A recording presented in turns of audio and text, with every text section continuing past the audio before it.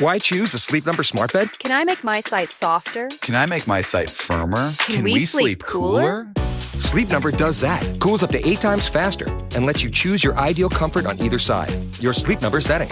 Enjoy personalized comfort for better sleep night after night. And now, max out your savings. The more you buy, the more you save on beds, bases, and more. Plus, get free home delivery on any smart bed with base. Limited time. Check it out at a Sleep Number store near you or at sleepnumber.com today. This podcast is for informational purposes only and should not be considered legal, medical, or mental health advice. The views and opinions expressed do not necessarily reflect the official policy or position of the podcast and are not intended to malign any religion, group, club, organization, business, individual, anyone, or anything.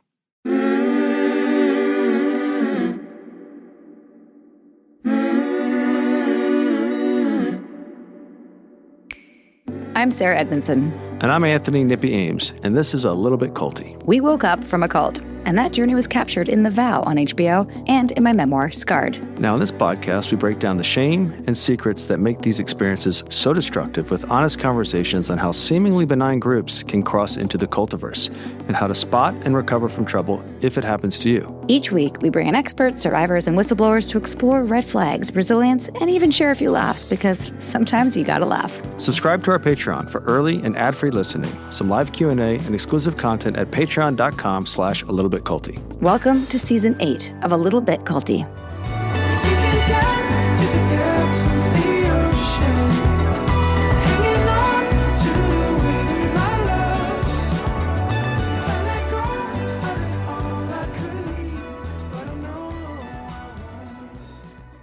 Welcome back to Part 2 with Dr. Ingrid Clayton, author of the Fawning book. Today we're going to get into more of the unfawning, how to stop these patterns. If you have not listened to Part 1, we highly recommend that you do that. Let us know what you think of the show on the gram or the Patreon, wherever you listen. Hope you enjoy as much as we did. Fawn Star, Part 2.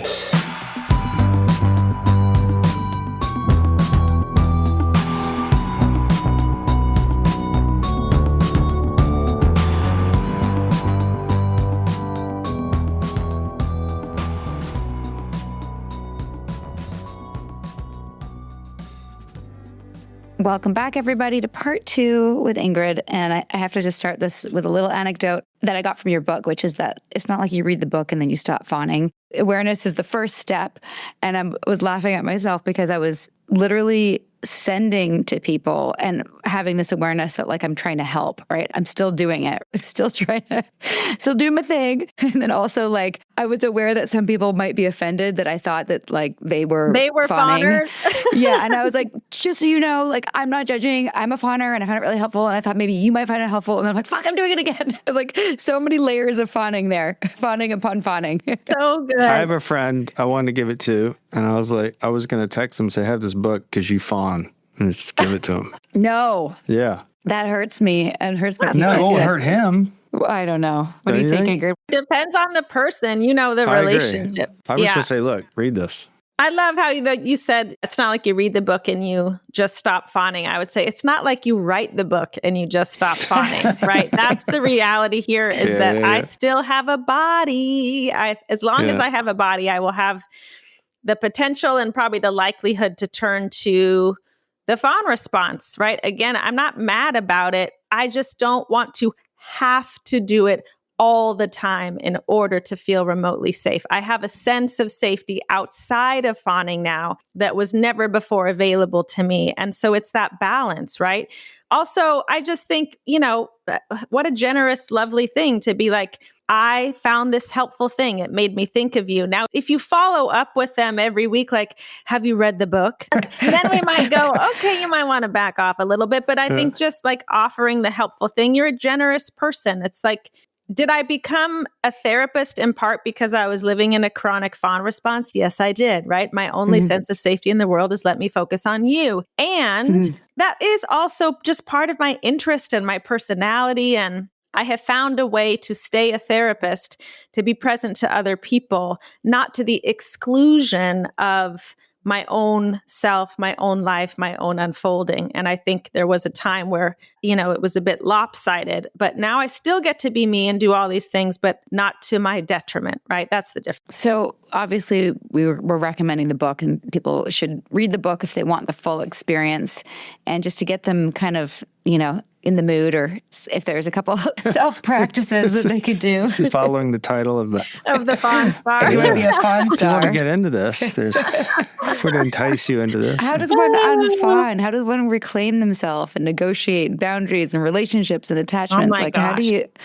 give us some nuggets? Well, the biggest nugget that I want people to know is that we actually don't tend to start relationally because the stakes are too high. It's too scary. So that was one of the other reasons when it was like, well, just go set a healthy boundary. It was like, I had no internal stability to be able to hold the boundary, to tolerate what might happen if it wasn't respected, right? And so when we move relationally too quickly, you tend to re-trigger people, and then the body doubles down and goes, I will never do that again. That's such a good point. Yeah. Whew, so we start internal. We start by building, for a lot of us, for the first time ever, an internal sense of safety, an ability to be in present time and place, which when trauma is in the driver's seat, the body's going, it's going to happen again. It's going to happen again. I need to guard against it. I need to get out in front of it, right? You're not actually in the present moment.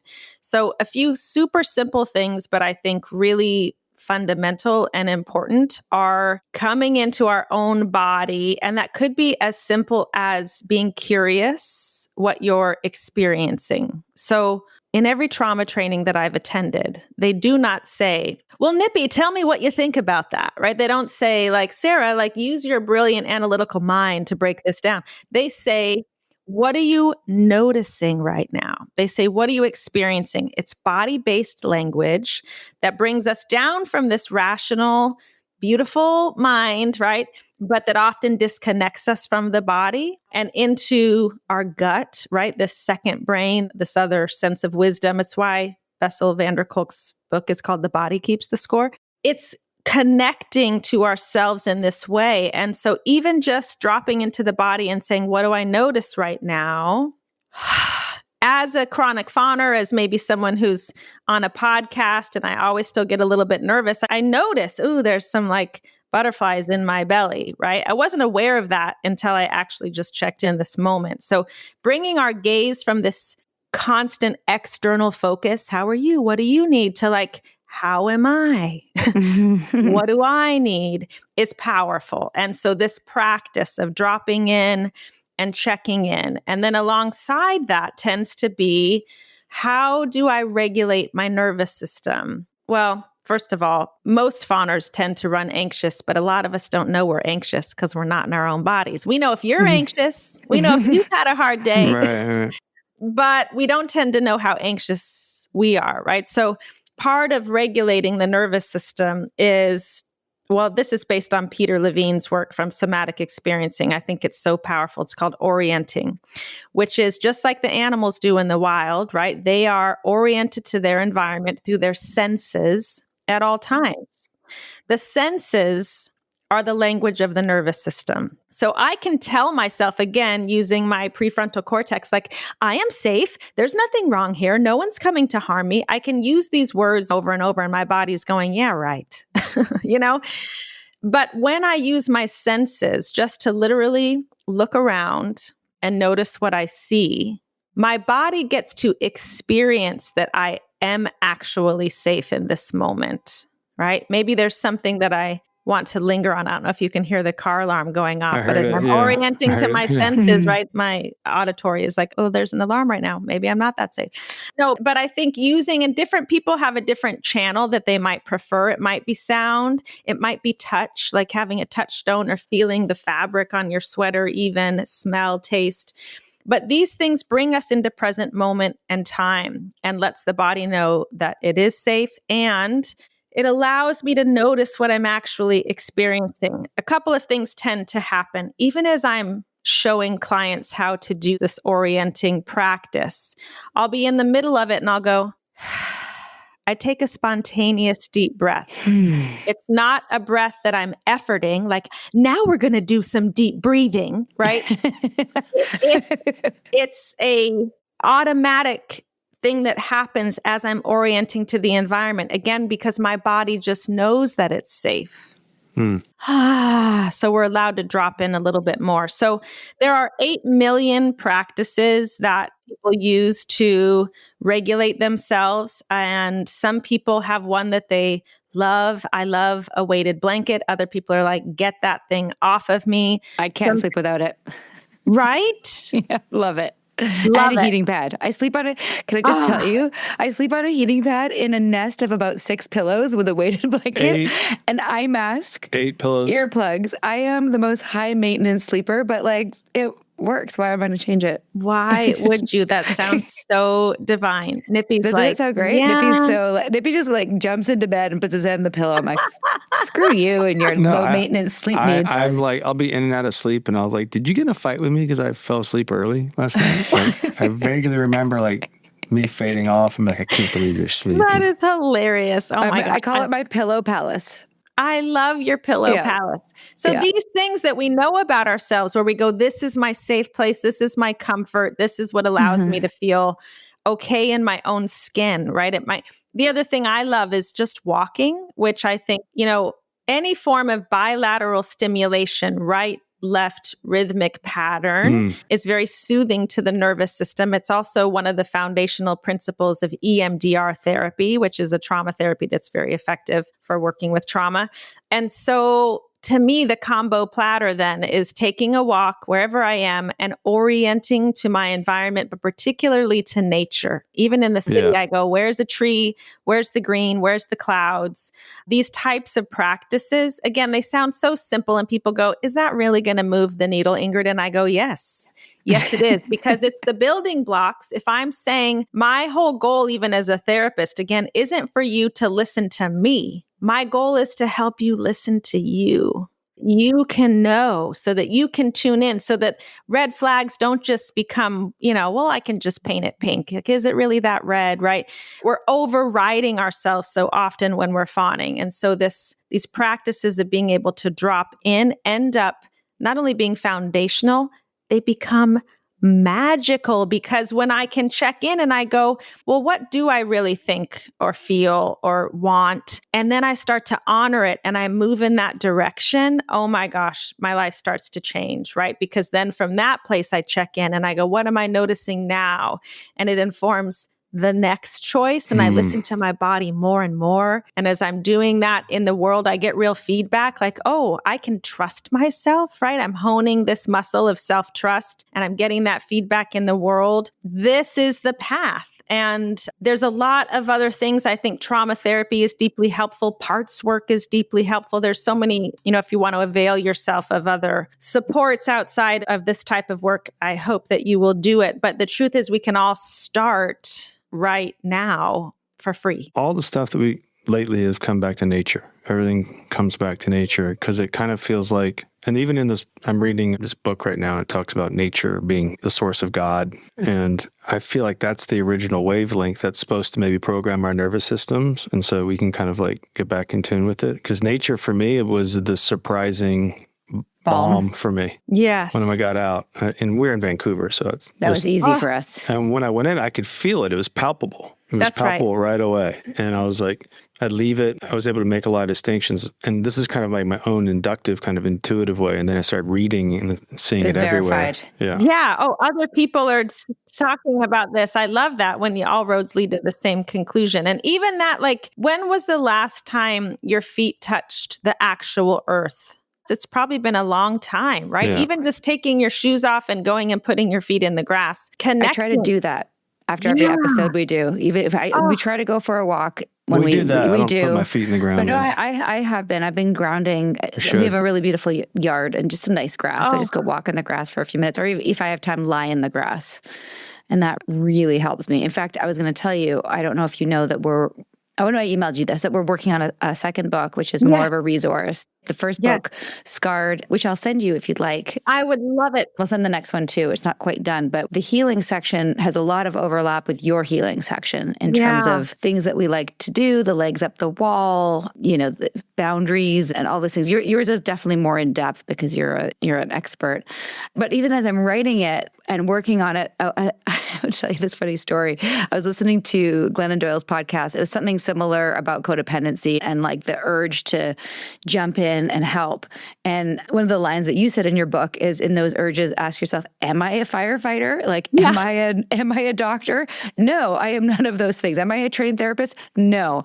But I was laughing because it reminded me, I was literally listening to a podcast about codependency and about that urge to help people that you don't even know. Oh, yeah. Right? Like, and as I was listening, I often listen to a podcast while I'm watching kids sports because there's a lot of downtime and I'm not good at just doing one thing, apparently. Yeah. So I was listening to the podcast and I see a kid from the other team that I don't even know get a nosebleed. And now I'm watching the parents not fix the nosebleed properly. And I know how to deal with nosebleeds because I used to get them a lot as a kid. And I'm listening to the podcast about this pattern going, I know I'm doing it, but I can't just let this poor kid have a nosebleed. Jumping in, showing him where to pinch his nose and like how to put the tissue up his nose and everything. Anyway, so it's such a compulsion. Just recently we started at a new school. It's a really nice school. Oh, that story. It's a little more, speaking of compulsion, just a little bit more formal than the school we were at before, a little bit kind of fancier, like put together. And we were at a school function, an evening thing, and I'd put on a nice thing and Nippy'd put on a nice thing. And we picked up Troy from a summer camp and he was like literally muddy. And I was... He was like, boy. He was a total boy. And I was like, oh, I brought you a change of clothes for this event. And he goes, I'm fine, Mom. And I was like, you really need to change. And all of my kind of like keeping up with the Joneses and like fitting in. I hadn't seen you like that in probably 10 years. And he was like, he's 11. He's like, Mom, no. I'm like, Troy, listen, there's something, I tried like all the angles. There's some things that moms know. Like this is one of those things that like, I really feel like you should put a little more effort. To the point where I was like, hey, Sarah, look, come here. Here's how this works. This is me trying to win at therapy. I want a gold star, please, for this, Ingrid. I pulled myself out of the situation. I tried to regulate myself. And within like 10 minutes, I pulled myself over. Damn, oh my God, I'm going to cry saying this. I was like, Troy, this has nothing to do with you. I have my own shit coming up about fitting in here at the school, even though it's your school. I'm trying to fit in also. And this is totally my issue. And I'm so sorry for pushing it on you. You're fine. You look so great. And who cares what people think, which is really how I want him to live. That's right. I don't want him to care what people think. Like, I don't want to have that issue. Oh my God. And later he was like, yeah, like, the nice clothes would have been totally ruined on the bounce house anyway, Mom. And I was like, you're right. I would have ruined the nice clothes I brought for you. So it was great that you were in your muddy camp clothes. Oh, and we laughed about it. I love this moment so much. And I think it's like, this is really common with parenting is when we go, I don't want to do to them what I've been living with. And we have the same child. I have a 10-year-old boy and he's my greatest teacher because I swear he's not in the way that I do. He does not have that fawning bone. He just does not. And he'll tell it like it is and he'll tell me how he feels about it. And kind of draw a boundary around a similar thing. And I mean, it takes everything in me. I just want to like wrangle him into some like, I feel like you won't be safe, right? Right. You won't be safe unless you do this thing. And so what an amazing way to sort of take a little beat. And similarly, my son, he knows now. I'll circle back and I'll be like, and he goes, I know, you're going to apologize. Like he knows the script because I've done it so many times. I'm like, oh God, here it goes again. Does he ever say, oh, I know, Mom, you're going through perimenopause. I get it. He hasn't used that language say that? on me yet. Yes. He said That's that. amazing. That's terrifying.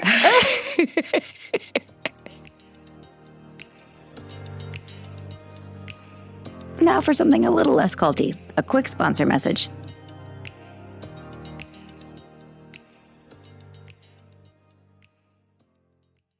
This episode is sponsored by BetterHelp. Did you know October 10th is World Mental Health Day? This year, BetterHelp is shining a well-deserved spotlight on the therapists who make the world a better, more compassionate place. Therapists guide us through our toughest moments, help us break through feeling stuck, and remind us that asking for help is something to be proud of, not ashamed of. Personally, there was a moment in therapy recently that changed my perspective. I realized I didn't have to carry everything alone and finally started setting healthy boundaries that made my whole life lighter. If you haven't tried therapy yet, just know that talking to someone even once can make a difference, especially if there's something that keeps you up at night or weighs on your mind. BetterHelp has connected people to the right therapist for over 12 years with a network of more than 30,000 fully licensed professionals working under a strict code of conduct. Their matching process is simple and proven. Fill out a quick questionnaire, and BetterHelp matches you with therapists tailored to your needs and preferences. If it's not a perfect fit, you can switch therapists anytime. No awkwardness or extra cost. With an average 4.9 out of 5-star rating from over 1.7 million client reviews, BetterHelp is trusted by more than 5 million people worldwide. The right support can be life-changing. Consider reaching out. You deserve it. This World Mental Health Day, we're celebrating the therapists who've helped millions of people take a step forward. If you're ready to find the right therapist for you, BetterHelp can help you start that journey. Our listeners get 10% off their first month at betterhelp.com/culty. That's betterhelp.com/culty. Hey everyone, it's Nippy here, and I'm here to tell you about the new addition to our thoroughbred lifestyle. As we've shared, Sarah and I are pretty healthy, or we try to be. And now there's a new sheriff in town. AG1. We do the smoothies, the gym sessions, the whole deal. And it's still tough to get every nutrient into our bodies to keep this podcast gold going. Finally, we tried AG1 and thought, all right, let's see if this lives up to the hype. And spoiler alert, it does. AG1 is a daily greens powder with 70 plus vitamins, minerals, and whole food source nutrients and 5 probiotic strains in one scoop. It's like our entire supplement routine gets replaced with something that actually fits our lifestyles. It's clinically shown to support gut health, fill nutrient gaps, and boost whole body health. Since we started, we both noticed the energy bump, no mid-afternoon crashes, and our digestion has been on point. The new AG1 Next Gen, they've stepped it up with killer flavors, tropical berry, citrus, plus the original. No more pills, one scoop, in the water, boom, on our day. What I love is how AG1 backs it up with gold standard clinical trials. In an industry full of empty promises, they're doing the real work.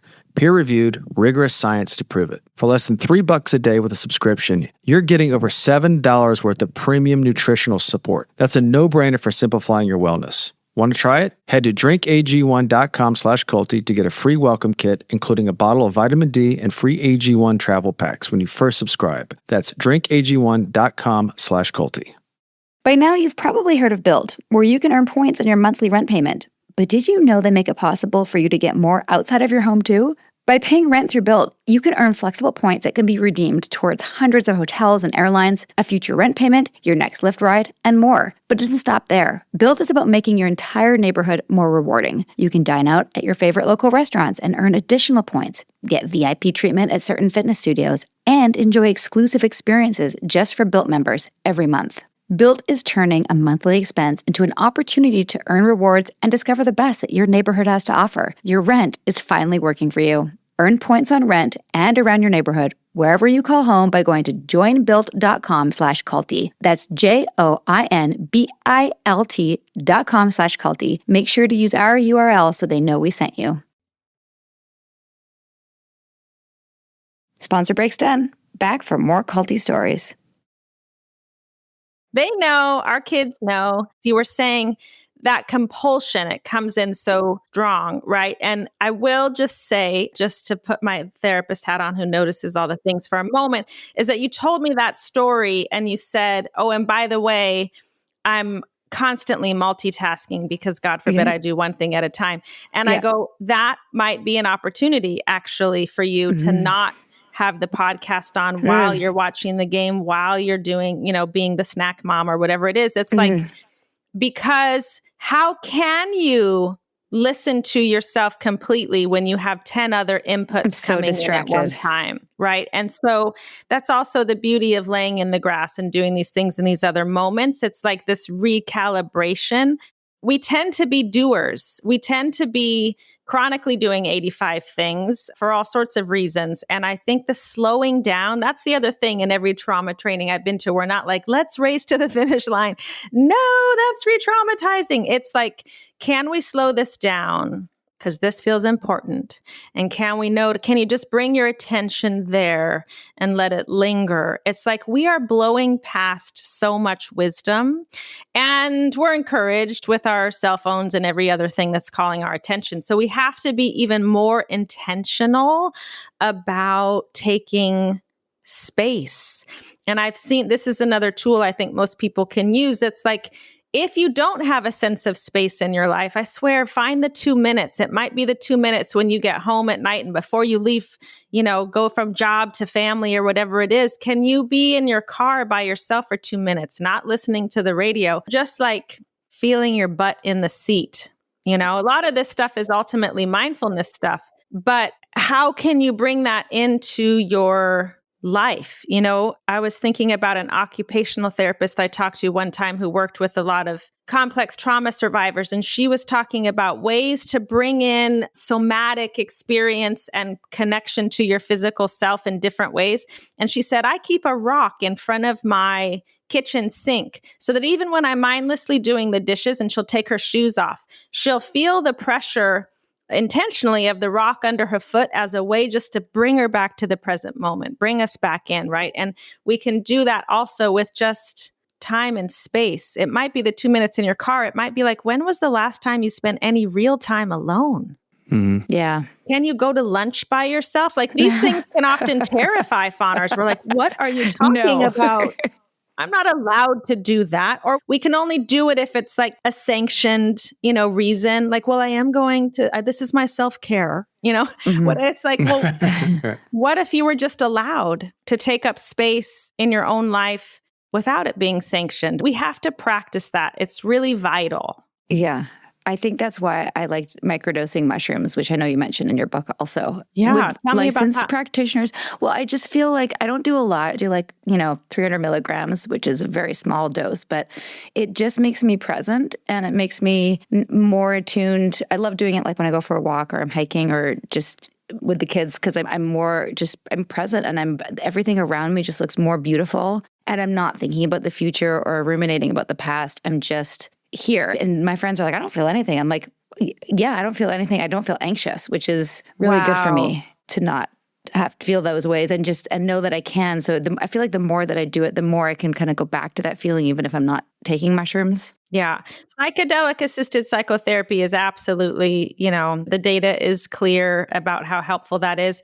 Listen, a lot of what we're asking people to do, we haven't really touched on this specifically, but if you're a chronic fawner in particular, it's like your fight response has been snuffed out. And a healthy fight response, we all deserve that and want to have that, is also including having a voice, engaging in conflict, having opinions, setting boundaries. Those are aspects of a healthy fight response. Mine's very healthy. Yours is very healthy. Nippy goes to fight, I go to fawn. So sometimes our fights can be pretty not volatile. They just get because I don't get angry. When I do get angry, I get really angry. Right. It's rare. And then it's scary. Like I think it's scary. I think am I right to say that's kind of scary though? Because I'm usually so contained. When you blow your lid? When I blow my lid?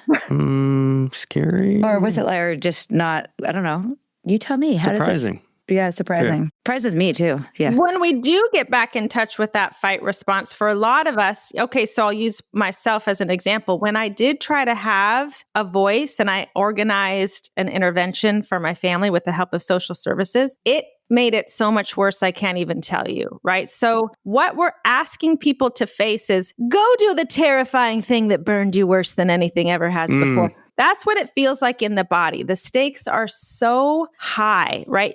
We're trying to grow our tolerance and our capacity, but that means stretching in ways that are just literally terrifying. I use that word on purpose. So part of what psychedelics is so helpful with is this bridge between I can't fucking do that, have a voice, be that present in the world, whatever it is, because it's terrifying, right? It's a bit of a bridge to get us over to the other side without so much terror, where the body gets to experience like, I can be in the world. I can have a voice. I can engage in conflict. So it lowers the resistance to being able to access those things. And then the body goes, look, I can do it. And to your point, Sarah, it remembers and you can recall and you can step into those experiences without the assistance of the psychedelics. I will also say, to Sarah's credit, I think there's a healthy balance of, we don't have to call it anger. You're just like, you're coming into you're stretching your voice, I guess, one way of putting it. And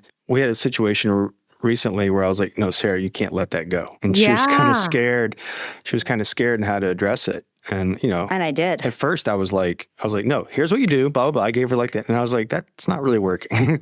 I was like, you need, and I got her, I was talking to her. I was like, this is what the problem with this. This is what you yield. This is what you're ceding by not, and this is what you're in essence kind of voting for if you don't do this. And I have to say, like, it was the most proud I've been of her and how she handled it since we've had this podcast, because I know how hard it was for her, and I could hear it in her voice and how she kind of stretched her voice a little bit, but maintained the other aspects of her that are effective. And I've always said, people who don't traditionally use their voice in that manner, and they finally do, it's that much more potent and powerful. I'm watching it happen because I don't have a problem saying it most times, and people are kind of numb to me saying it, because that's kind of how I roll. And saying it is, to be more specific, it was feedback to somebody's behavior that wasn't cool. Is the big, we thought that I was the better person to say it because I knew the person better. Oh, wow. You're better because of how you said it. Well, Nippy was just really... I was just blunt, and I could use a little bit more Sarah, and Sarah could use a little bit more me, I think, at times. Yeah. You know what I mean? But I saw that jump. I grew. It was awesome. It was awesome. I think it can make what we do that much better, and it was great. I love your love for her as she embodies more of herself in all these different spaces. It's all selfish reasons. I'm not gonna lie to you.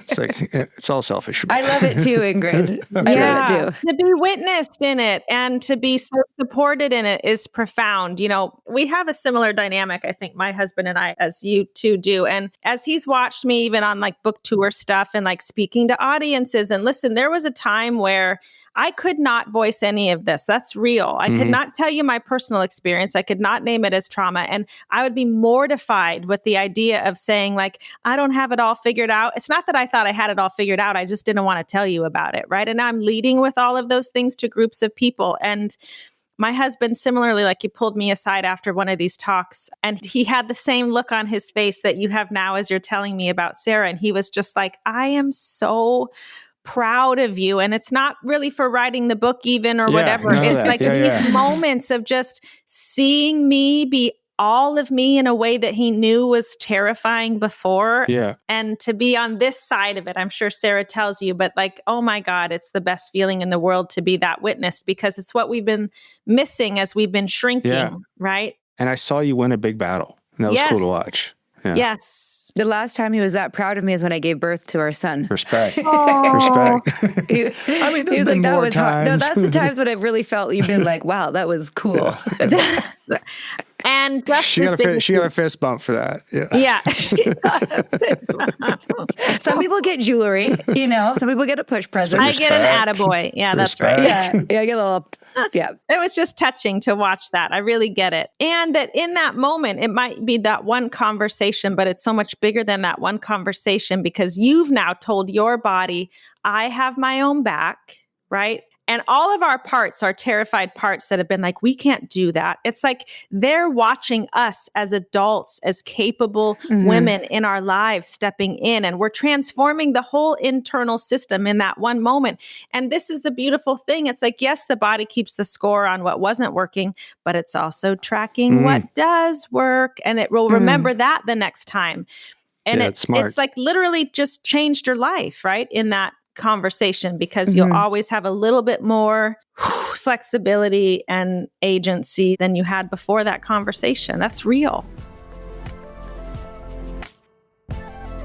Let's take a break from the cultiverse. Here's a word from our sponsors.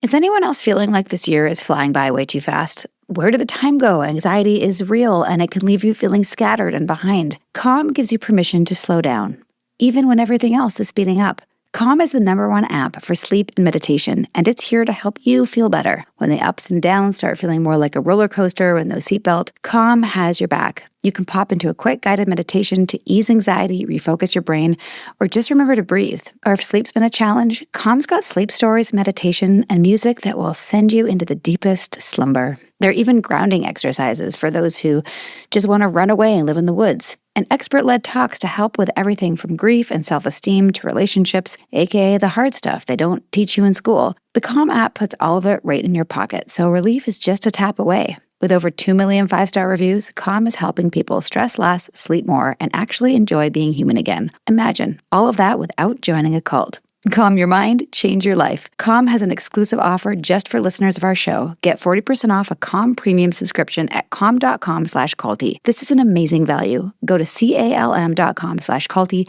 for 40% off unlimited access to Calm's entire library. Calm.com/culty. And tell Calm you heard about them from us. Some days your brain just needs a little vacation that your body can actually afford. That's when IndaCloud comes in. You juggle the chaos, you answer the endless emails, maybe even go outside sometimes. So yeah, you've earned a better way to unwind. IndaCloud makes federally legal THC products, gummies, pre-rolls, flour, all designed to turn hanging on into actually chilling. It's honestly one of our most fun sponsors. And yes, it's 100% legal. Everything's Farm Bill compliant, third-party tested, and made for adults who want the good stuff without those sketchy dispensary road trips. You know what I'm talking about. Over 50,000 people are already on board. Because when relaxation feels this easy, you don't need a plane ticket. Whether you're chasing sleep, better focused, or just some peace between your streaming marathons, this is how adults get elevated now. If you're 21 or older, now's your chance to float above the stress, because IndaCloud is giving all new customers 25% off their first order plus free shipping. Just use code CULTY or click the link in our show notes to claim your discount. That's indacloud.co. INDACLOUD.co. Use code CULTY for free shipping plus 25% off your first order. Fill out their quick survey when you order to support the show. All thanks to IndaCloud. Anybody else feel their anxiety spike when you hear the question, "What's for dinner?" and you haven't planned anything? This is like a daily problem. Not anymore, though. Thank you, Hungry Root, not only for being our sponsor, but for sending us a box of groceries and for changing our lives. Hungry Root fills your cart with personalized groceries and recipes based on a quick quiz, and it gets smarter every time you order. We're talking over 15,000 recipes, many of them ready in 15 minutes or less, hello, plus snacks, sweets, smoothies, even supplements. Whether you're gluten-free, dairy-free, high-protein, high-maintenance, or just hungry and cranky, or hangry as they say, they've got you. And because everything is high quality and screened for junk ingredients, you can feel good about what you're feeding the family. Hungry Root saves you tons of money too. Less food waste, fewer impulse buys, and way fewer last-minute takeout bills. The Hungry Root experience has completely changed how we do food in our household. Thank you, Hungry Root, for being our new sponsor. And please do take advantage of this exclusive offer. For a limited time, get 40% off your first box, plus get a free item in every box for life. Go to hungryroot.com/culty and use code CULTY. That's hungryroot.com/culty, code CULTY to get 40% off your first box and a free item of your choice for life. hungryroot.com/culty, code CULTY. Thanks for listening, everyone. Now let's dive back into the Cultiverse. It's so funny just what a gift this podcast has been, because like every guest I've learned new things from, and, trying to it's almost like we get to have our own self-help therapy, evolution journey. As, like I said at the beginning of the podcast, I don't take the time to do the things that I need to do for myself, but I get to now with this podcast. And one of the things I'd been working on was trying to say how I feel in the moment, if it's safe, there's times when, right, if it's reasonable, where you can't. Totally. But there was some interactions in business where there was a person who was presenting an idea where in my head I'm going, what the fuck are you talking about? Yeah. And on the outside I was going, oh, that's really interesting. Never thought about it that way. And then later I was like, why didn't I just say that was a bad idea? Why wouldn't... Kick that one to me. Yeah, I kicked it over to Nippy, and Nippy's like, yeah, no, we're not going to do that. And I was like, thanks, Nippy. That's where I'm kind of like, yeah, that doesn't speak to me. But sometimes even that's appropriate in the moment. Yeah, Listen, totally. I don't need to bring you my full 100% internal dialogue. No one is owed that. But the point is that you didn't lose the internal thread, that you held it and then you brought it to the safe place, which was Nippy, and that the two of you could come together and be like, how do we actually think about this? What do we want to do to move forward? I just go, well, that's a wonderful strategy. To your point, not every relationship, not every context is the safe or the appropriate place to do it. But how can we, that's why the taking the space and the turning in, it's why these things are so important, so that we can access that truth in these other environments and then act on our own behalf, right? It did facilitate the strategy because the person had demonstrated a little bit of not respecting Sarah. And I felt like it needed unfortunately, it needed a little bit of a firm voice. I get it. That's real. That's the world we live in. Yeah. Which I'll gladly play. I think that what's really cool about your book is that obviously it's not like a cult book, right? It's not, for cult survivors, but it's very much for cult survivors. It's not in the title. It's certainly behaviors that go on in the relationship cult dynamic of abuse of power. And also, we have a lot of people who listen who I think aren't. There's two categories. There's people who are cult survivors, and this is sort of their therapy. And then there's people who are just interested in cults. And they want to learn about, I've always wanted to learn about that cult. Let's learn about in the podcast. Yeah. We'll make sure to say it in the intro that this is also an episode kind of for everybody. And we have a few like that. We have, the narcissism episode with Dr. Ramani, one about gaslighting with Dr. Stern. There's a bunch of episodes that I feel like are resources. Rebecca Lamov about indoctrination and brainwashing in general. Yeah, you should know her. She's Sounds great. like I should. Yes. Yeah. Yes. And also the gaslighting podcast with Dr. Robin Stern. I love Robin Stern. She's in my corner. Yeah, I love her. Yeah, I was gonna message Ingrid. Oh, you got to meet Dr. Robin. And she's like, the next chapter is called "It's Not You." She's on it. She's on it. Yeah. There's just so much overlap and so much benefit. I mean, the more that we do this work, the more we recognize that it's just so much broader than we ever thought. It's not this like little cult niche that is. That's right. You know what I mean? It's the trappings of being a human being. And I think if I didn't already say it, I think that was the thing that was so rewarding to me about writing this book is that it took what felt like something so deeply personal and this character flaw and what's wrong with me. That's how I've lived with it my whole life to going, I have a body. I'm a human being. And if I can feel that way, guess what? I connect to your humanity too and the way it showed up in your life. And for me, it was family of origin. For some people, it's a cult. For some people, it's, a politics. It's code switching as a person of color. It's masking as someone who's neurodivergent. There's a million different ways this thing can show up. But suddenly, even though I may not fit into all of those categories, I feel closer and more connected to people in those communities. And I go, what a gift that is, right? Mm-hmm. Do I wish we didn't have so many systems of power where our bodies were like having to resort to self-abandonment? Yes, I do. Do I think we need a systems lens on all of these things? Yes. And in the meantime, if we can restore a sense of wholeness and self to the people that are navigating it, I go, well, that's incredible. And that's what a gift. Yeah. Yeah, it seems to humanize what have been otherwise divisive topics. And a lot of the people who have the mouthpieces for certain demographics don't care to humanize. They're more interested in conflict rather than a civil discourse. And those people have the mics now, and they've earned their way out of them, regardless of how you lean. So, yep.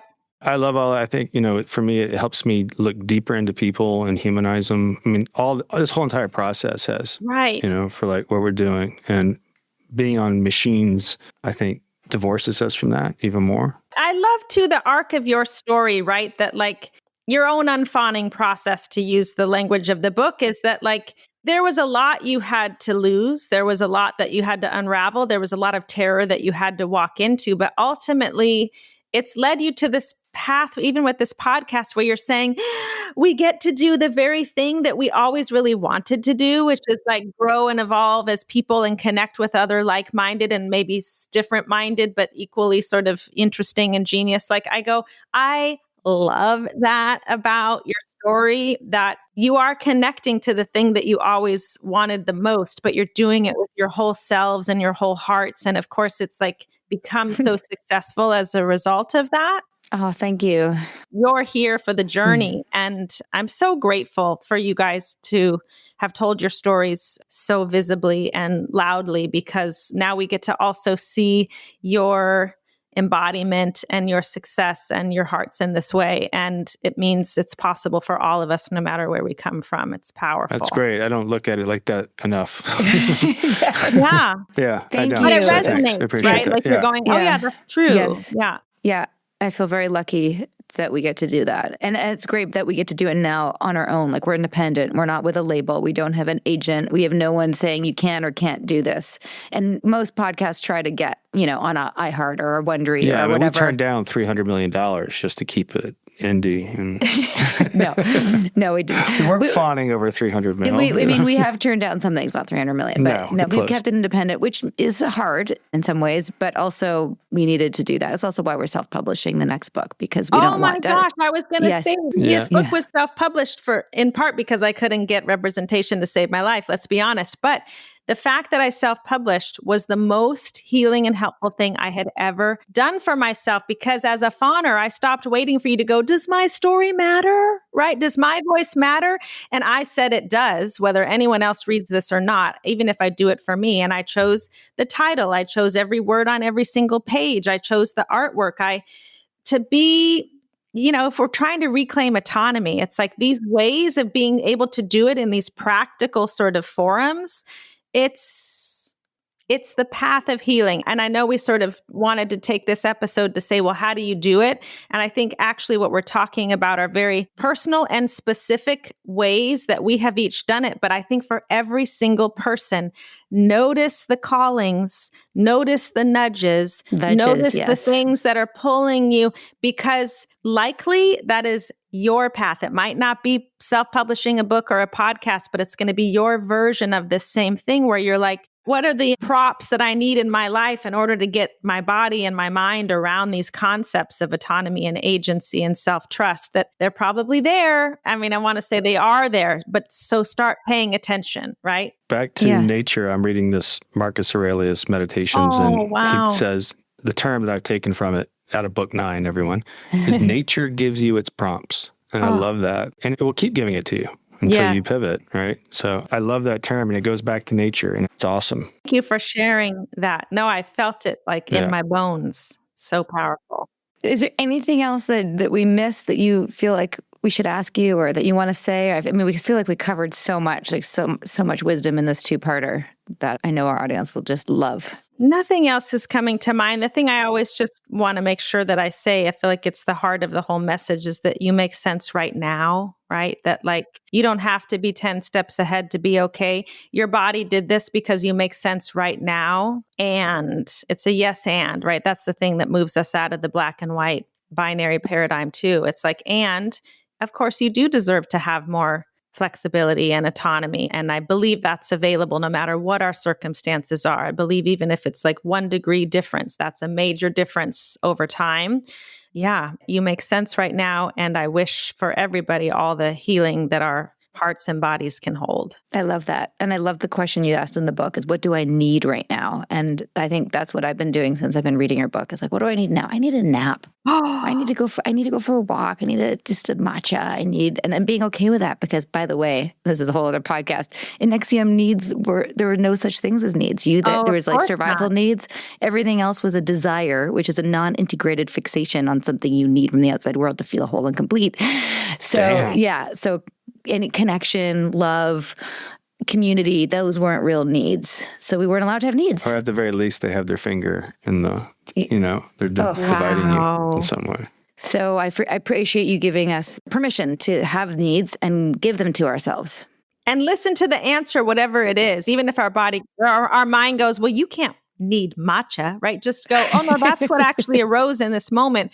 Let me just, like a science experiment. What if I believed that it were true, and see how I feel after I have a matcha? And to be careful, I need a shopping spree is maybe not. That's a lie. That's what we call a lie.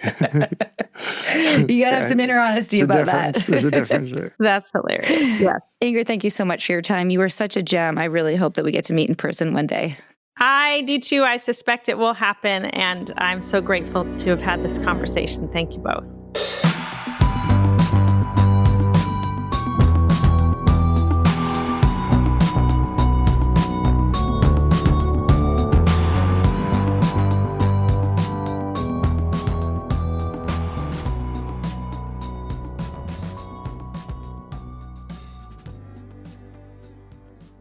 Okay, Nippy, what'd you get out of that? Well, here's what I love. I think she said something to this in the middle of it. Fawning is a natural response. So it's in our hardware, right? And if you can get sensitive to how you do, not just fawning, just things in your hardware, and get sensitive to how other people do it, you can humanize it because it's a human behavior where it's self-protective, and you don't necessarily have to get so mad at the behavior and understand that the origin of the behavior is self-protective. Yes. That would help online with people. I don't think people look at someone's statements online and think that. So we're kind of void of that. But I think in general, it's a good practice and I agree. Healthier approach. I agree. And I personally have so many notes. I was looking at the things we didn't get to cover with her, just like tools for inner attunement and how to regulate. And also was feeling good about myself that I was doing a lot of the things already, like yoga and stretching and meditating and putting my feet in the grass. Self-congratulatory. I was a little self-congratulatory, but I also learned a lot. Okay. But specifically, like, as you know, I'm a little bit of a helper, I'm a little bit of a fixer, part of the pattern that we've talked about in this episode. But there's a couple of friends where I've been a listener to them telling me about things that maybe I don't do, and them, whether it's like challenges with the in-laws, and I'm like, you need to set a boundary and don't do this and don't do that. And I realized that I was skipping ahead and giving advice on like outer work that would be good for them before they'd done the inner work. And a lot of that inner work happens without even contact with other people, whether it's self-regulating or doing that noticing exercise that she mentioned, or the things that people can do to take care of themselves, which has to be done first before you can say, a really difficult boundary to somebody who you need to protect yourself. Does that make sense? To me, yes. That's because I know you. But I think I'm going to be a better friend. By the way, do you think you're going to be a better husband to me? Do you think you're going to understand me and my... You said the journey has begun. There's a couple of times when I came back and you were like, oh, I understand your decision-making process. What'd you learn about me? Do you want to do this now? Yeah. What'd you learn? I just learned it comes from a good place. Oh, that's sweet. So you'd be less annoyed, you think? Well, yeah, I never really thought like you were this malevolent person trying to help me and get me to do stuff for myself. I just knew it was for... That's great. Yeah, growth. You guys are witnessing it. Thank you, Ingrid. Right here in the podcast. Thank you for the therapy session. Putting our hearts out there, Sarah. Please let us know what you thought of the book and what you think of the episode. And this one was great. I really enjoyed it. What a gift. I'm going to send it to my 2 friends. Sinking down to the depths of the ocean, hanging on to the weight of my love. If I let go of it all, I could leave, but I know I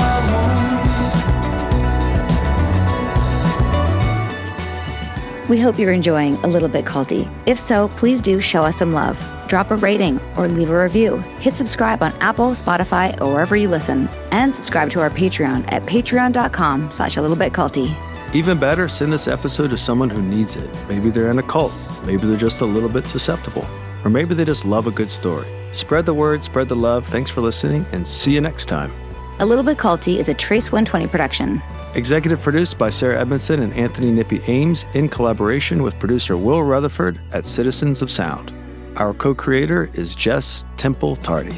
Our production coordinator is Leslie Dinsmore. Writing by Sandra Namoto and social media marketing by Eric Swarzinski and Brooke Keene. Our theme song, Cultivated, is by the artists John Bryant and Nigel Aslan.